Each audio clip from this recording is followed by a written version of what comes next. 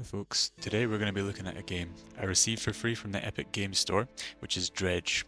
I've heard a lot about the game as many praised it as one of the greats of last year, so let's find out if Dredge lives up to the hype.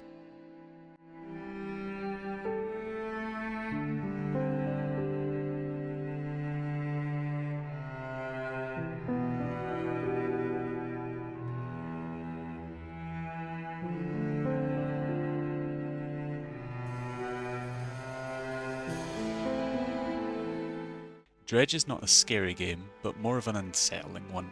You're an angler tasked with helping a town called Greater Marrow, which you do by, quite unsurprisingly, catching fish. This initial goal becomes quickly overshadowed by the mysterious and eerie nature of the game, as the mayor warns you to beware the fog and return before dark. You will soon notice that there is more than meets the eye to the world of Dredge, which eventually leads you to Blackstone Isle and the main objective of the game, which is to find the relics hidden in areas around the map.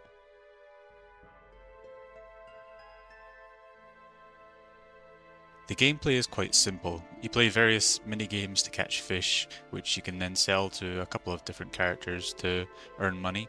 The mini-games aren't challenging, as they just require a timed button press, but they are enjoyable and help the game feel like the cozy game it's disguising itself as. There's a plentiful variety of fish, and even variants of each fish known as aberrations, which look pretty interesting and very eldritch horror-y. I know that's not really a phrase, but you know what I mean. This allows for fans of collection aspects of games to really be able to dig their teeth into Dredge, and you'll have a lot to do and a lot of different places to go to catch all of the different varieties available to you.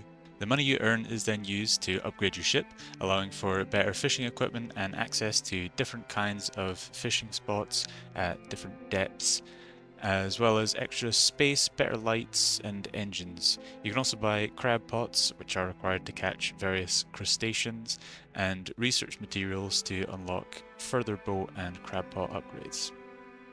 Since I mentioned the crab pots, I'm going to throw in this little bit here talking about them.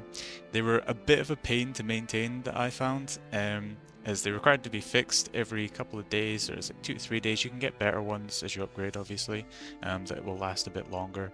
But as a result of the frustration I had with them, with the initial kind of lower level ones, it didn't really upgrade them much. It never really felt worthwhile to do, as most of the fish that you get from just fishing normally without the crab pots, they sell for pretty good money. It's not like the crabs sell for any more money than the regular fish do.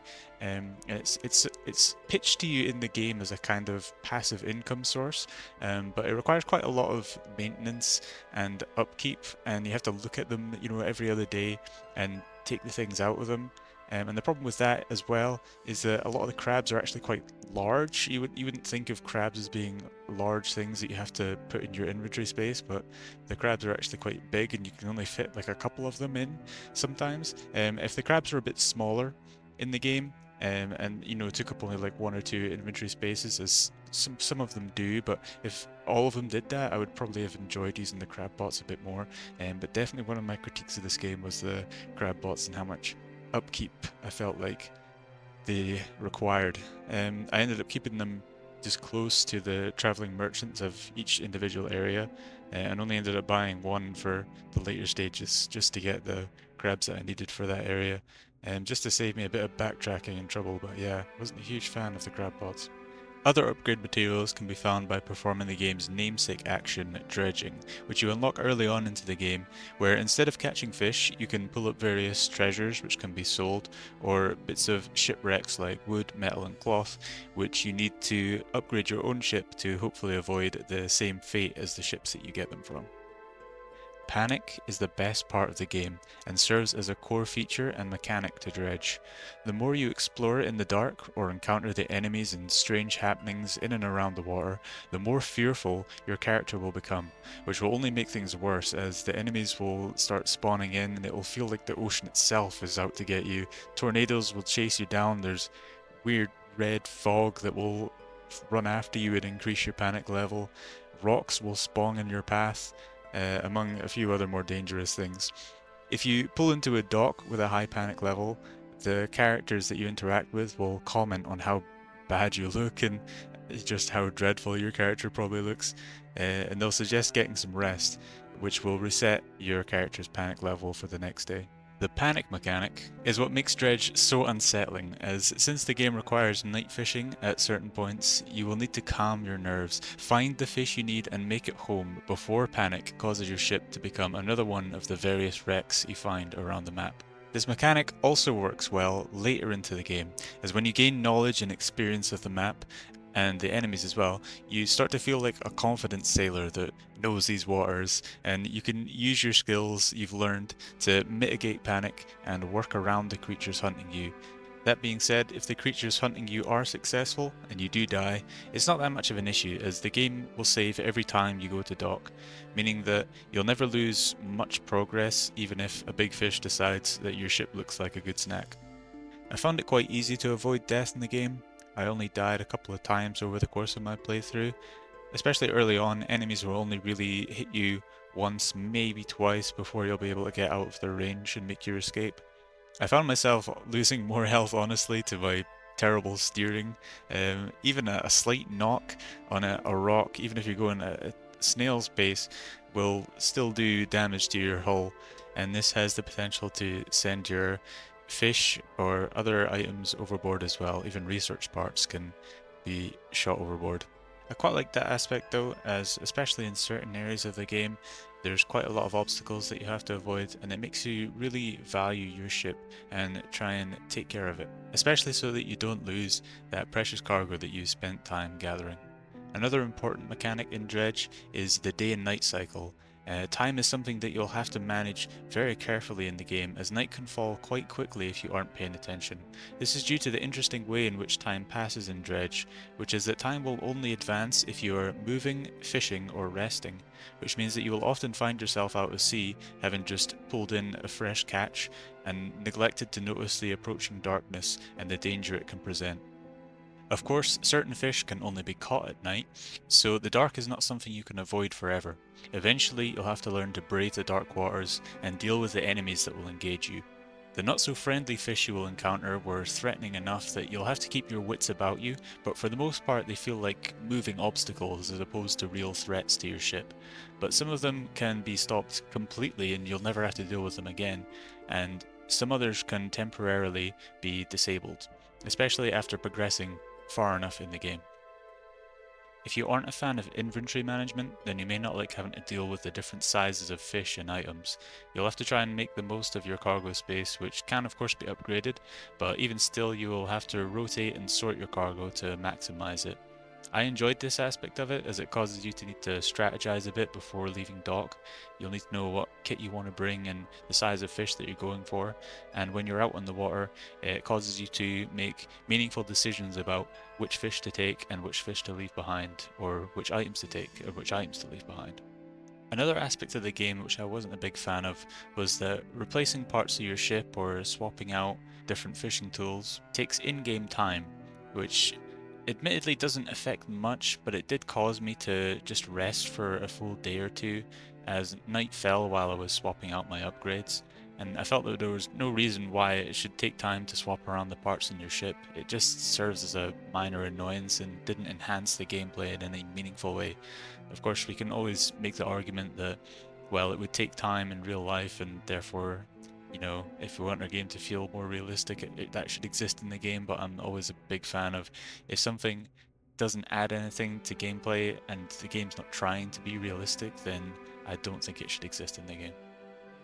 There are also various obelisks that you can find scattered around the map, which when completed will give you an Eldritchy style piece of fishing equipment that functions slightly different to the normal ones that you can buy from the shipwright.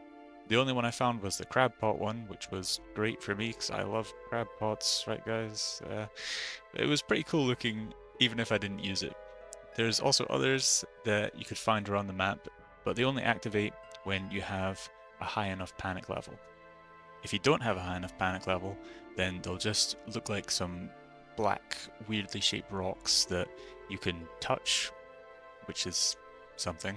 The different areas of the game provided a great level of variety as they present different obstacles to you achieving your goals. You will explore an old whaling town that has some caves and rocks will fall around you as you explore it, a volcano that has some old ruins around it, a tropical-like area with a big chasm in the middle, and a mangrove region that has crashed aeroplanes and traps to explore and use. The quests in the game are called pursuits, and they have a good amount of variety. They're not just your standard go and catch all these fish and come back to me when you've done that. Although naturally those ones do exist, you kind of just can't avoid that in these sorts of games, but you know, there's nothing wrong with them. You will also be asked to deliver packages, rescue stranded people and animals, and find keepsakes to get back to their owners. The pursuits aren't complicated, but they provide enough to keep the game flowing well. The music, sound design, and wonderfully beautiful low-poly art style of the game amplifies the experience and helps to create both the eerie and relaxed feelings that the game loves to give you. The gameplay loop is solid and enough to engage you through the early and mid parts of the game. However, I found that closer to the end, the upgrades mattered less, and I didn't even fully upgrade my ship before finishing the game. I think this is in large part because there wasn't really much incentive for me to feel like I had to upgrade my ship. The difficulty of the game doesn't really progress that much. I know that the later enemies that you encounter will do more damage to your hull, but I found all of them pretty equally easy to avoid using your abilities, so I never really had much trouble with taking too much damage from them because they couldn't reach me in the first place. I think that this could have perhaps been improved upon and maybe incentivized you to fully upgrade your ship before completing the game, but overall I don't think it's that big of a deal. Mostly told through context clues and messages in bottles that you can find throughout the game's ocean, the story serves as a reason to fish, in hopes of uncovering the mystery of the strange and unsettling goings-on in the area. I found that the payoff at the end was a bit unsatisfying, but I think that's due to the nature of the eldritch horror style that the game employs, as although I admittedly lack experience and knowledge of the genre outside of knowing the name Cthulhu, I believe that one of the main aspects of the genre is the unknowable and incomprehensible, so in the end we probably aren't meant to understand why the horrors exist in the game, nor where they came from, as that would go against the theme, but I think perhaps this method of storytelling just isn't for me, and I prefer more obvious conclusions to round out the stories. If the game had instead replaced the traveling merchant character with another person that was trying to uncover the mysteries of the area, and kept that character in every area as the traveling merchant is, I think they could have used that character to drop little hints and breadcrumbs that would keep interest in the overall plot. But as it is in the game, you can often go quite a while without engaging in the main objective if you'll just be fishing and dredging stuff up and trying to earn money, and it causes the mystery to take quite a backseat for quite large parts of the game, rather than being more thoroughly intertwined with the exploration, as I feel it would have been if the traveling merchant character had been more involved in the plot rather than just a mechanism for being able to sell your things and buy new upgrades. Ultimately, I think the story of the game is just there to provide objectives for you to follow and to progress through the game. It's not a huge part of the game. It does ultimately have a payoff, and you'll either enjoy it or you won't. Like I said, I wasn't really huge on it. It didn't really answer any of the questions that I wanted to get answered, even though it did answer some questions. I don't want to leave you with the impression that the story doesn't have any payoff at all. It does, and some people will enjoy it and be satisfied with it, but personally it just wasn't enough for me. That being said though, the story, as I mentioned, is a small part of the game, and the gameplay is enough that plenty of people will be able to enjoy this game for the gameplay alone, and the story can be treated as a simple supplementary part of the game. Overall, I enjoyed the 8 hours I spent in Dredge, and although I have my criticisms of the story and some of the mechanics, they were minor issues in an otherwise great game with a fun and interesting style that felt very unique. Do I recommend you play Dredge? Absolutely, but beware the fog and weird looking books. Thanks for watching.